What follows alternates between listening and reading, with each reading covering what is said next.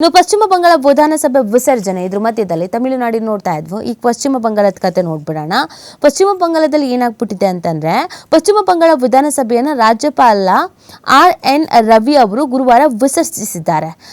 ಪ್ರಸ್ತುತ ವಿಧಾನಸಭೆಯ ಅವಧಿಯ ಪೂರ್ಣಗೊಂಡ ಕಾರಣ ವಿಸರ್ಜಿಸಲಾಗಿದೆ ಅಂತ ಸಂಸದೀಯ ವ್ಯವಹಾರಗಳ ಇಲಾಖೆ ಅಧಿಸೂಚನೆಯನ್ನು ಹೊರಡಿಸಿದೆ. ಇವ್ರು ನಾವು ರಾಜೀನಾಮೆ ಕೊಡಲ್ಲ ಅಂತ ಕೂತ್ಕೊಂಡಿದ್ರು. ನಮಗೆ ಮೋಸ ಆಗಿದೆ, ಅನ್ಯಾಯ ಆಗಿದೆ ಅಂತ ಹೇಳ್ತಾನೆ ಇದ್ರು. ಸೊ ಆ ಕಾರಣಕ್ಕಾಯ್ತು, ನೀವು ರಾಜೀನಾಮೆ ಕೊಡಬೇಡಿ, ನಾವೇ ವಿಸರ್ಜನೆ ಮಾಡ್ತೀವಿ ಅಂತ ಹೇಳಿ ಶಿಸ್ತಾಗಿ ವಿಸರ್ಜನೆ ಮಾಡಿದ್ದಾರೆ. ಬೇಡಿತ್ತು, ಇದು ಅವಶ್ಯಕತೆ ಇರಲಿಲ್ಲ. ಮಮತಾ ಬ್ಯಾನರ್ಜಿ ಅವರು ಹಿರಿಯರಿದ್ದಾರೆ, ಅನುಭವಿ ಇದ್ದಾರೆ.